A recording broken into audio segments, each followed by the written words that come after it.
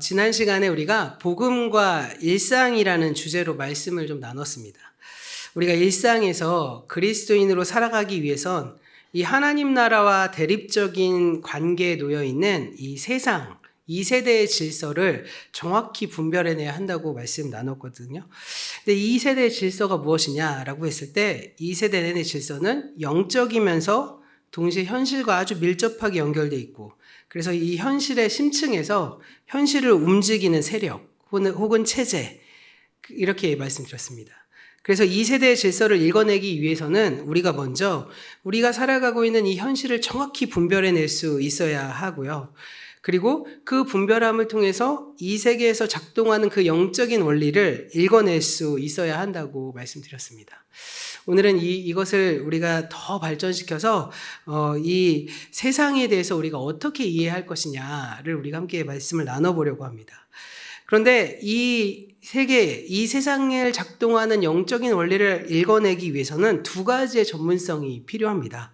하나는 신학의 전문가인 목회자들이 가지고 있는 전문성과, 또 하나는 일상의 전문가인 평신도들의 어떤 일상의 복음화를 위한 이 두 가지의 어떤 이 동역자들이 서로 머리를 맞대어서 지혜를 모아야 하고, 이 동역이 계속되는 협력을 통해서 점점 발전되어야 하는 것이죠. 사실 제가 목회자로 쭉 살아가다가 개척을 잠시 했잖아요. 개척을 하다 보니까 교회만으로는 먹고 살기가 너무 힘들었습니다. 그러다 보니까 어떻게 하냐면 직장을 구할 수밖에 없겠죠. 그래서 저는 이제 잠깐 처음에 아무것도 몰랐는데요. 계속 사택에서만 살다가 집을 어떻게 계약해야 하는지, 대출은 또 어떻게 받아야 되는지, 빚은 어떻게 갚아야 되는지, 월급은 또 어떻게 해야 되고, 그리고 이것을 어떻게 보면 이 뭐라고 하죠? 매년 처음에 이렇게 돈을 받기 위해서 담당자랑 임금 협상, 이런 것들 다 처음 해보게 되는 거예요. 근데 이런 걸 해보면서 제가 느낀 제 마음속의 감정은, 와, 정말 내가 이것도 모르고 그냥 목사로 계속 살았으면 정말 편하긴 했겠지만, 우리 성도님들의 삶의 고단함을 전혀 이해하지 못하겠다. 이런 생각을 해봤던 적이 있습니다. 사실은 어떻게 보면 목회자들이 속편한 직업이긴 한 것 같아요. 왜냐하면 그냥 말씀 열심히 공부하고 설교 열심히 하고 교회에서 이렇게 어떻게 보면 좀 죄송스러운 말이지만 약간 거룩한 말 많이 해드리고 네, 이렇게 하면 되는데, 이 현실에서 살아가는 삶의 이 여정은 전혀 다르다는 걸 피부로 느꼈습니다. 그래서 제가 처음에 무슨 생각을 했냐면, 제가 그간 한 10년 정도 한 교회에서 부목회자로 사역을 하면서 수많은 청년들과 사람들과 학부모들을 이제 상담을 해드렸는데, 그 수많은 상담이 다 약간 공수표를 남발한 것처럼 느껴지는 거예요. 그러니까 뜬소리 한 것처럼 느껴지는 거죠. 그래서 그분들한테 얼마나 죄송스러웠는지, 제가 이제 하나님을 열심히 믿으시고 기도를 열심히 하시고 이렇게 조언을 했을 때, 그래도 목회자니까 끄덕끄덕 하셨겠지만 사실 일상의 영역으로 저도 들어가니까 와, 이거 쉽지가 않더라고요.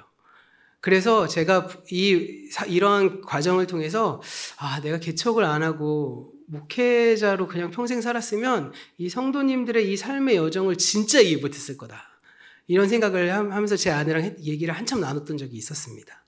사실 우리가 이 교회에서 자꾸 이렇게 허황된 얘기가 계속 나오는 이유 중에 하나는 무엇이냐면, 이 신학의 전문가인 목회자들의 어떤 이 입김, 이 말이 거의 많이 이제 주도적으로 나오기 때문이겠죠. 그런데 사실 거기에 이 일상의 전문가인 우리 성도님들의 삶의 내용들이 같이 들어가서 같이 고민이 되어야 우리가 실제적인 삶의 해결책을 우리가 찾을 수 있겠구나라는 생각을 해봅니다.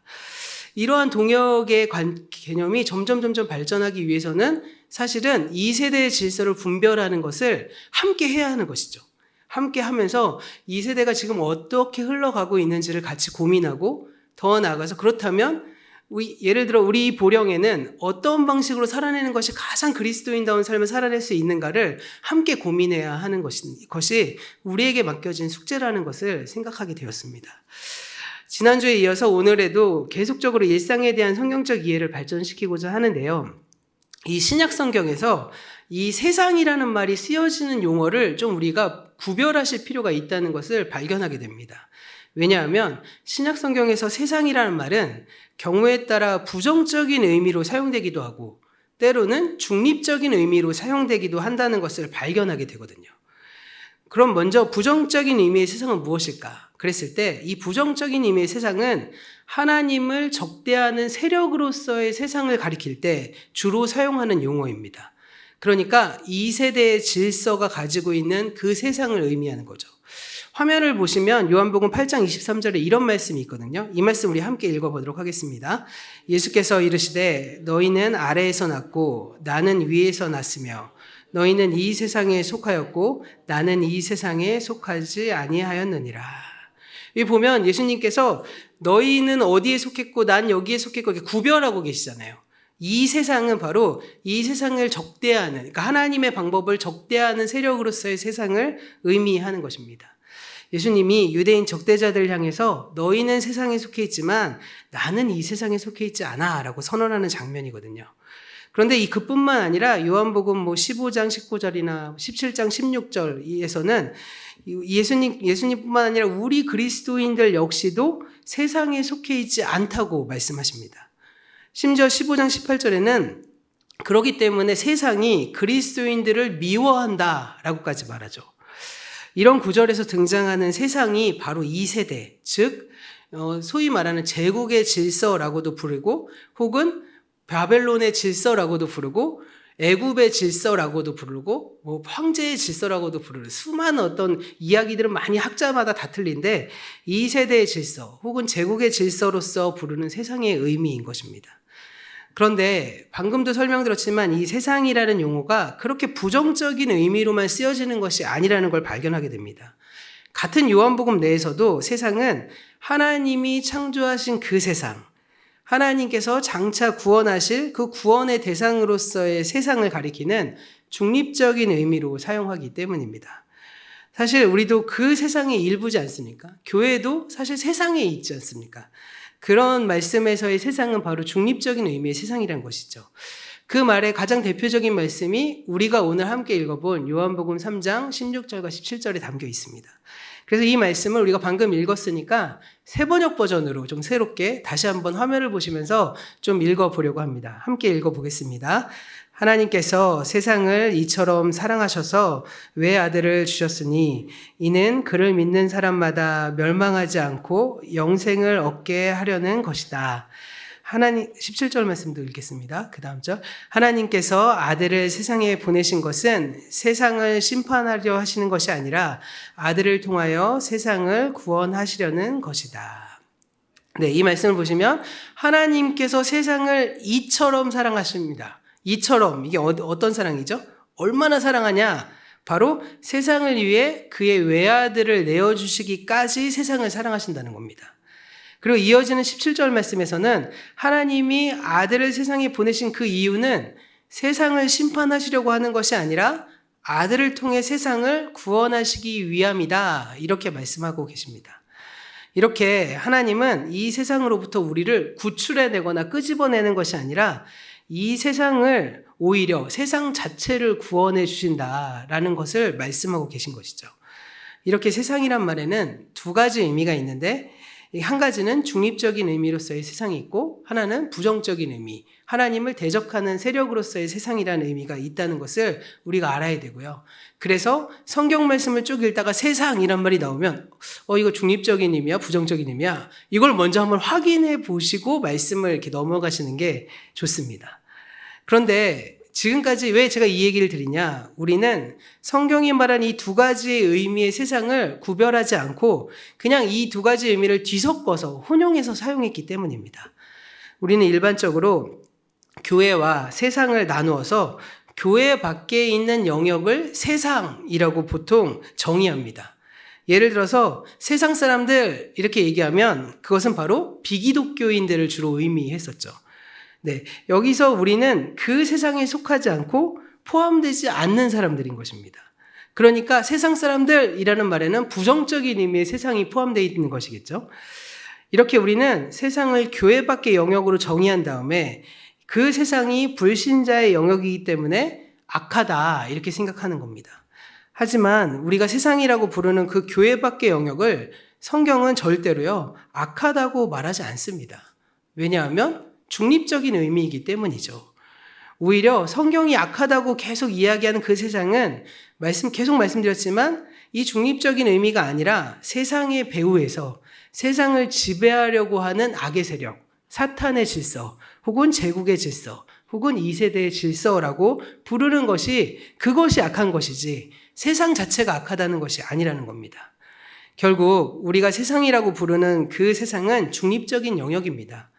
왜냐하면 왜 중립적이라고 할까요? 그 이유는 그 세상은 선과 악의 두 가지 가능성을 다 가지고 있기 때문입니다. 이 세상에 하나님의 주대심이 이루어질 수도 있고 반대로 사탄의 질서가 그 세상을 지배하게 만들 수도 있는 것입니다.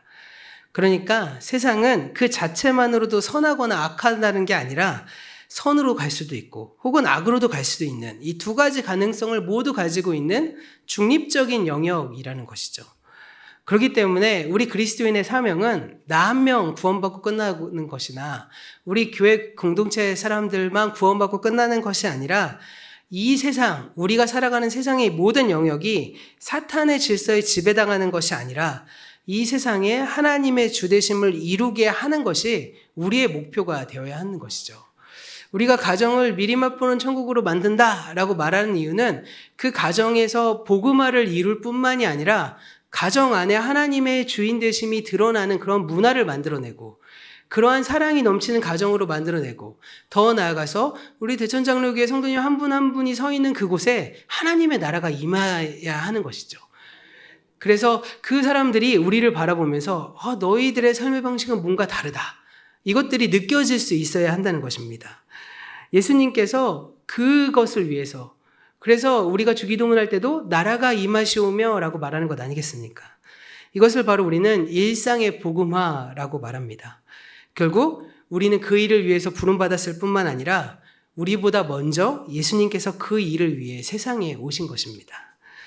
그런데 참으로 아이러니한 것은요, 우리가 이 세상을 부정적이고 악한 것으로 바라보면서 사실 실제 삶에서는 그 세상 속에서 내가 너무 잘 되기를 추구한다는 것이죠.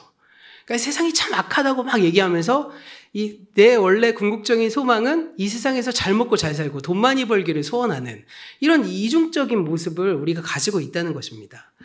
만일 세상이 악하다면 그 세상에서 잘 되는 것도 악한 것이겠죠.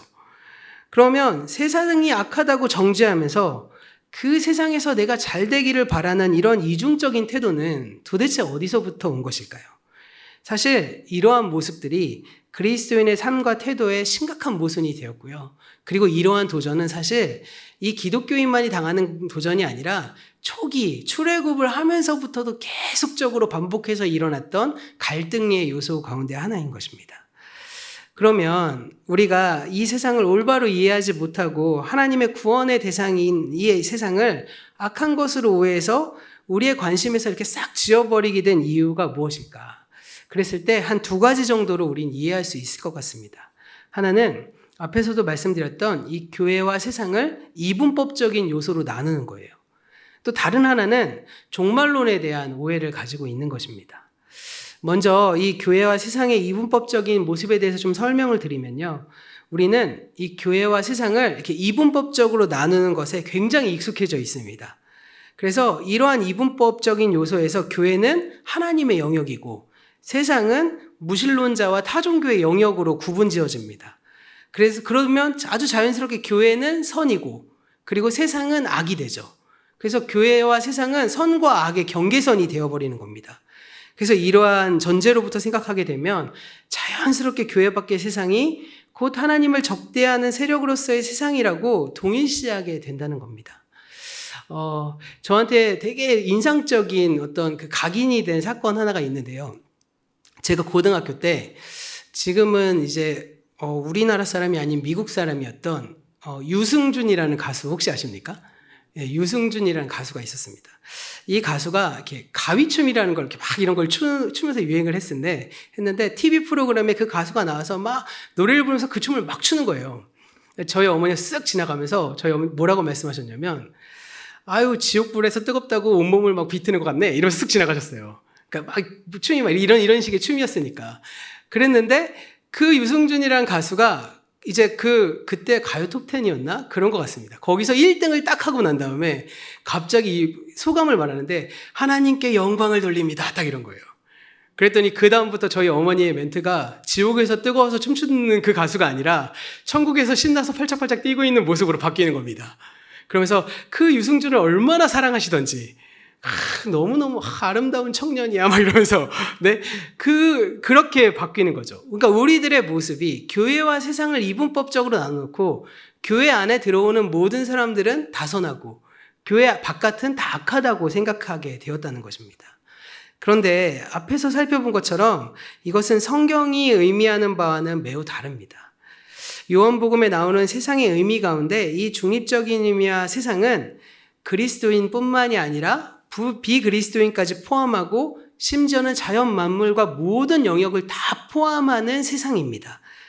심지어 요한복음이 말하는 이 부정적인 의미의 세상도 사실은 이 요한복음 안에서 어떻게 쓰여지냐면 하나님을 안 믿는 사람을 상대로 이야기하는 것이 아니라 하나님을 믿긴 믿는데 잘못 믿는 사람을 가리킬 때 사용하는 용어라는 것을 발견하게 됩니다. 그러니까 하나님을 믿는다고는 하는데 믿는다고 고백은 하지만 하나님을 주인으로 인정하지 않는 사람들, 심지어는 입으로는 하나님을 믿는다고 고백하면서 삶으로는 하나님을 인정하지 않는 사람들을 포함하는 용어라는 겁니다. 오히려 그 사람들을 가리켜서 요한복음에서는 세상 이렇게 표현하고 있어요. 그러니까 교회 밖의 사람들을 가리켜서 세상이라고 말하는 것이 아니라 교회 안에도 하나님의 주되심을 입으로만 이야기하고 삶으로 드러내지 않는 사람들을 가리켜서 요한은 세상이다 이렇게 얘기하고 있는 겁니다. 그러니까 우리의 문제는 무엇일까요? 선을 잘못 그은 거예요. 전선을 잘못 그어놓고 엉뚱한 싸움을 하고 있는 겁니다. 사실 세상은요, 그렇게 그리스도인들을 미워하진 않습니다. 왜 세상이 우리를 그렇게 혐오하고 미워하게 됐냐? 역사적으로 보면 우리가 먼저 미워해서 그들이 그렇게 되는 거예요. 사실. 그들에게, 저희 애기였을 때, 어렸을 때 보면 어른들은 교회 안 나가도 애들은 보내잖아요. 그러면 왜 보내냐고 물어보면 뭐라고 말하죠? 교회 다니는 애들 치고, 나쁜 애들은 없더라. 다 착하더라. 그래서 나는 안 믿어도 애들은 보내는 그런 일들이, 그런 이미지가 한국 안에 있었습니다. 그런데 한국교회가 부흥하고 발전하면서 이 우리의 어떤 전선을 잘못 긋고 세상을 악하고 우리는 거룩하고 이렇게 말하다 보니 세상에서 말하는 어떤 그 사람들이 기독교인들을 오히려 자꾸 악한 사람들로 이렇게 도매금 당하다 보니까 오히려 반응이 그렇게 나오기도 한 것이죠. 사실은 원래적인 의미는 성경은 하나님의 주되심을 따르느냐 아니면 이 세대의 질서를 따르느냐로 이렇게 전선이 구분되고 선이 그어진다는 사실을 우리가 기억해야 한다는 것입니다. 그러면요, 왜 교회와 세상의 이러한 이분법이 우리에게 통용될까요? 이것은 어떻게 보면 일종의 신앙적 편의주의라고 합니다. 나는 교회 다니니까 구원받았으니 걱정할 필요 없고 그러다 보니까 세상이 어떻게 돌아가던 내 신앙과는 관계없는 문제고 나는 그저 이 세상에서 이익될 만한 것들만 좀 취하면 된다는 아주 편리한 생각을 하게 된 것이죠. 하지만 성경은 이러한 편의주의를 지지하지 않습니다. 오히려 우리가 조금 더 섬기고 조금 더 희생하더라도 주님 나라를 위한 발걸음을 걸어가야 한다고 계속 말씀하고 있는 것입니다. 두 번째로 우리가 세상을 성경적으로 이해하지 못한 이유는 바로 요한계시록에 대한 잘못된 해석이기도 합니다. 요한계시록은 제가 이제 새벽마다 함께 나누고 있는데 사실 좀 이렇게 처음 시작하기에는 좀 부담스러운 말씀이긴 했거든요. 그래서 굳이 해야 되나 막 생각했는데 제가 이제 묵상하는 큐티책에 딱 공교롭게도 제가 부임하는 그 월부터 요한계시록이 시작되는 거예요. 그래서 이거 어떻게 해야 되나 하다가 그래 하나님 뜻이구나 해서 이렇게 말씀을 나눴는데 이 말씀을 나누면서 그래도 처음 시작을 이걸로 한 게 참 잘했구나라는 생각을 또 하게 됩니다. 사실 요한계시록을 잘못 해석하다 보니까 이 여러 가지 문제들이 발견된 것이죠. 요한계시록에는 종말에 일어날 재앙에 관해서 땅이 철저하게 파괴되는 모습이 그려집니다. 많은 사람들이 이것을 문자적으로 해석해서요. 종말이란 곧 지구의 물리적인 파멸이 될 것이라고 주장합니다. 그러다 보니까 이 환경오염이 심화되고 심지어 제3차 세계대전이 일어나고 핵전쟁이 일어나서 지구가 완전히 못쓰게 될 것이라는 어떠한 이런 해석을 요한계시록을 배경으로 하기도 한다는 것이죠. 하지만 근데 이것은 저희가 지금까지 요한계시록을 쭉 살펴보셔서 아시겠지만 완전한 오해일 뿐만 아니라 그 자체만으로도 매우 위험한 생각입니다. 왜냐하면 이러한 생각을 하게 되면 무슨 일이 벌어지냐면요. 환경오염과 그리고 전쟁이나 이러한 모든 것들을 정당화하는 도구로 사용되기도 하기 때문입니다. 환경 파괴와 이 핵전쟁은 하나님의 종말의 계획에 포함되어 있기 때문에 당연히 일어나야 할 것이라고 생각을 하고요. 그렇게 생각을 하다 보니 사실은 이 세상을 마땅히 우리가 잘 경영하고 다스려야 될 책무를 맡았음에도 불구하고 사실 결과적으로 이 세상이 결국 핵전쟁이 되고 막 아마게돈이 일어나서 망하게 될 건데 굳이 환경을 우리가 보호해야 될 필요가 무엇이 있냐? 이렇게 이제 생각의 전환이, 사고의 전환이 이렇게 빌드업 되는 겁니다.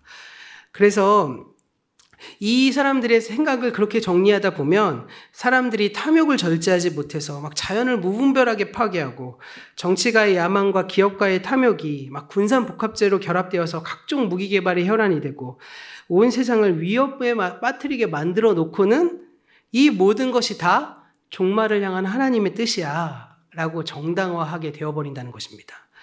사실 요한계시록에 그려지는 이 심판의 모습을 절대 문자로 해석하면 안 됩니다. 그것은 사탄의 세력이 어떻게 멸망당하는지를 상징적으로 그리고 있는 말씀이기 때문입니다. 한번 생각해 볼까요? 잘못은 사람이 했습니다. 그렇죠? 그런데 왜 애꿎은 피조세계가 심판받고 있습니까? 하나님의 경륜으로 따지면 신실하신 하나님이 인간의 잘못만으로 혼내면 될 일인데, 근데 왜 하나님이 그렇게 하신다는 걸까요?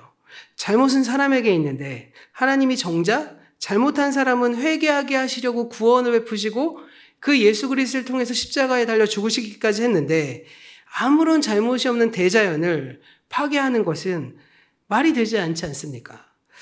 성경도 사실은 이것을 이렇게 말하지 않습니다. 하나님은 대자연과 인간을 비롯한 모든 피조세계를 원래 창조하셨던 온전한 모습으로 회복시키실 것입니다.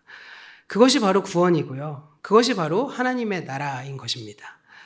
하나님의 나라는 세상의 파괴가 아니라 세상의 회복입니다. 하나님이 태초에 창조하셨던 그 타락 이전의 에덴 동산의 모습과 그 사람의 모습으로 회복하는 것이 바로 구원인데요.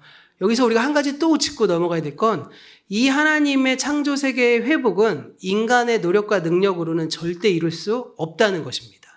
예수님이 다시 오셔야지만 그 일이 이루어질 수 있고, 그리고 이 세대의 질서를 우리가 막아내면서 결과적으로는 세상이 점점 어떻게 보면 타락의 길로 가고 있는 가운데 이 그리스도인들은 그 안에서 계속 브레이크를 밟는 역할을 하면서 저항해야 하는 것이죠. 하지만 시기가 다 차면 그렇게 망해가는 세상 그 직전에 예수님께서 이 땅에 오셔서 하나님의 나라를 완전히 이루실 것이다. 이것을 우리는 소망하면서 살아야 되는 것입니다.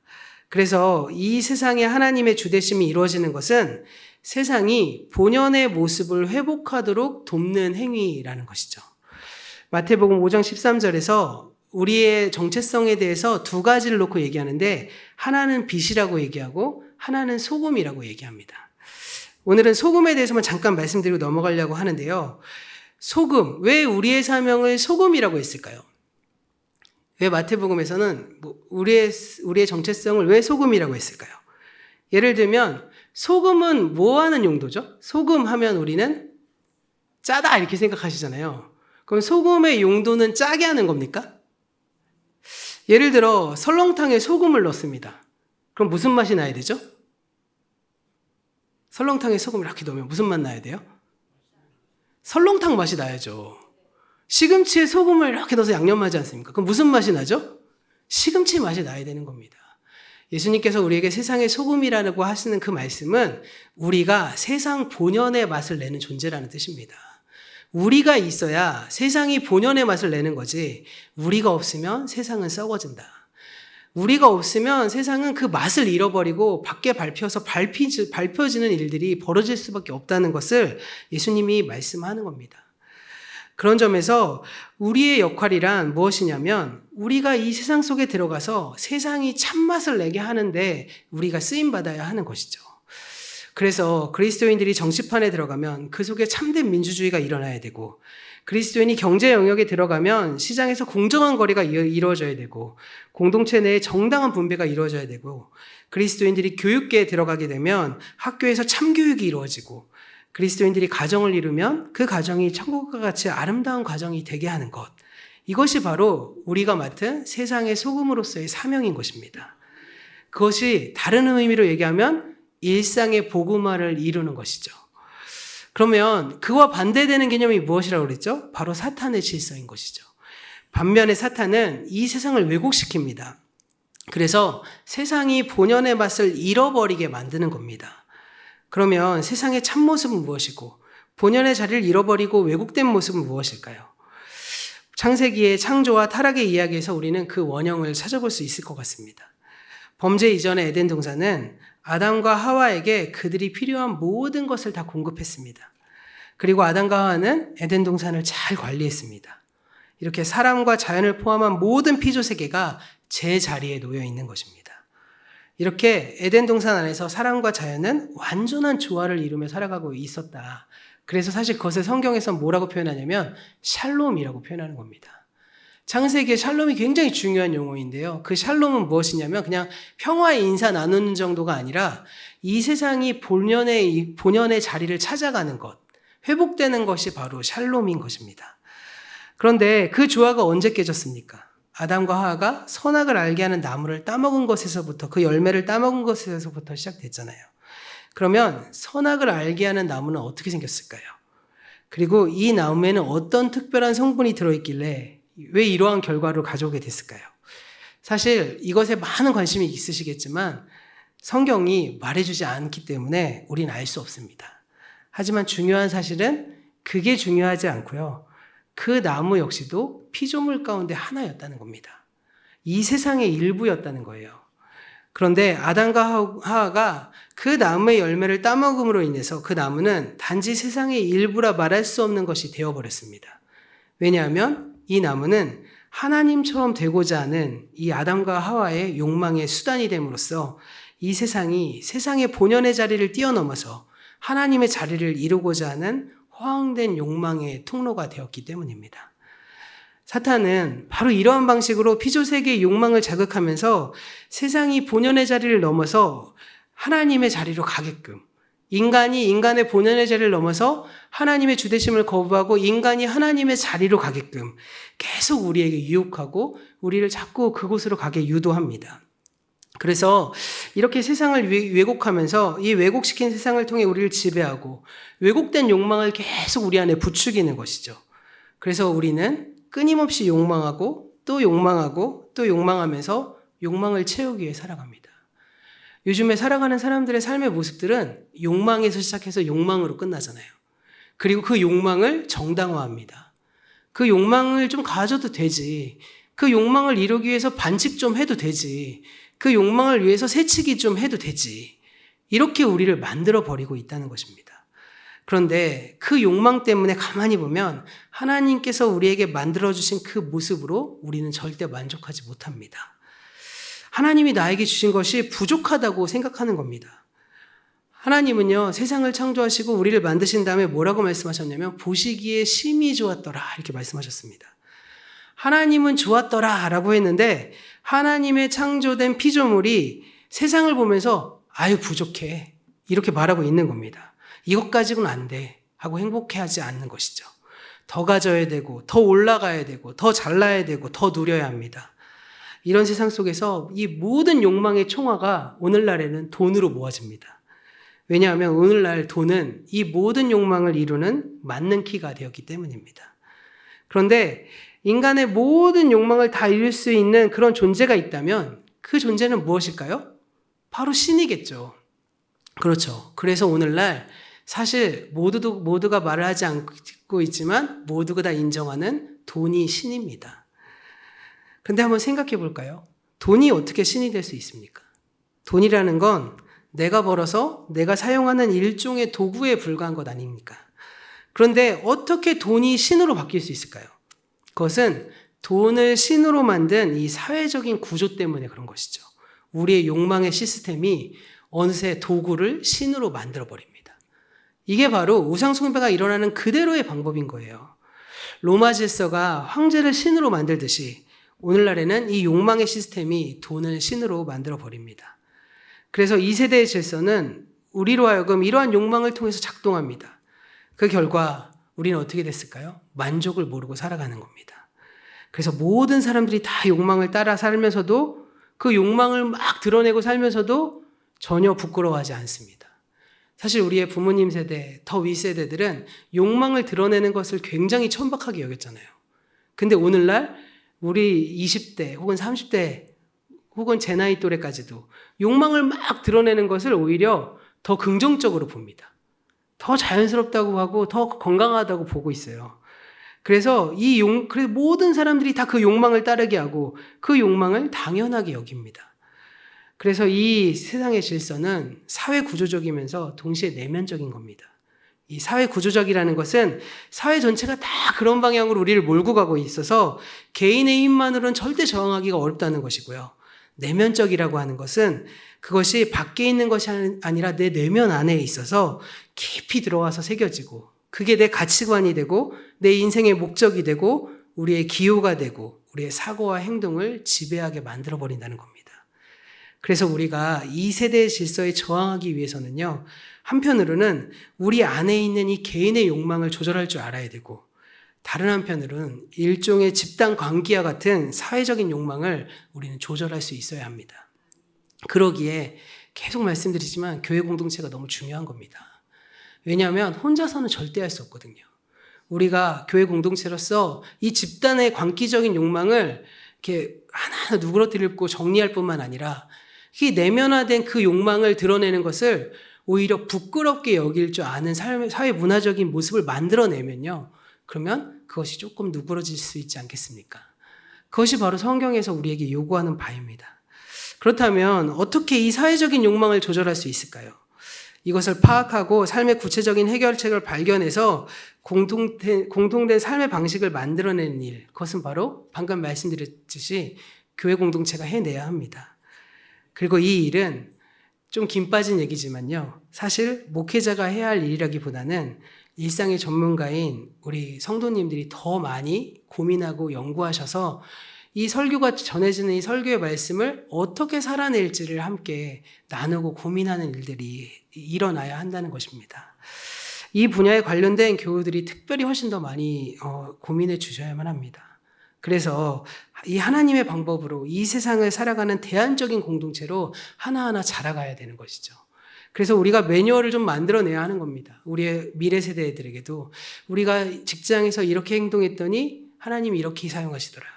이 직장 내에서 이러이러한 삶을 살아냈더니 또 이러한 실패들이 있더라. 이런 것들이 함께 고민되어지고 경험되어지고 전수되어졌을 때 우리가 세상 속에서 하나하나의 방법을 우리가 조금씩 실마리를 찾아낼 수 있을 것이고 그 실마리에 성령의 기름 부으심이 더해지고 예수님의 능력이 드러난다면 우리는 세상이 감당치 못할 그러한 공동체로 성장할 줄 믿으시기를 바랍니다. 오늘 말씀을 마무리하면서 다시 기억해야 될 사실은 하나님은 우리를 세상으로부터 구출해내시려는 것이 아니라 세상을 구원하신다는 점입니다. 왜냐하면 이 세상은 하나님이 친히 창조하신 세상이고 그리고 피조 세계이기 때문입니다. 더 나아가서 하나님께서 그 외아들을 내어주시기까지 지극히 사랑하시는 그 세상이 바로 이 세상입니다. 그 속에서 우리는 이 세상을 일상의 복음화 또 우리 안에 복음화, 온전한 복음화를 이루기 위해서 부름받은 주님의 제자들입니다. 복음화란 세상이 그 본연의 모습으로 회복시키는 거라고 말씀드렸습니다. 그래서 육체적인 욕망에 이끌려서 이 세대의 질서에 지배당하는 것이 아니라 이 세상에 하나님의 주되심이 이루어지게 하는 것, 그것이 바로 그리스도인으로서 우리가 이 땅에서 보냄을 받은 사명인 것입니다. 우리 모두 그리스도인으로서 이 사명을 잘 감당하는 우리 개개인이 되고 우리 가정이 되고 우리의 교회가 되기를 간절히 소원합니다. 그래서 돌아오는 한 주간 나의 변화를 추구하면서 이 세상의 변화를 위해 헌신하는 우리 모든 교우들의 삶 속에 우리 주님이 주시는 은혜와 평강 그리고 하나님의 사랑이 늘 충만하기를 간절히 축원합니다. 기도하겠습니다.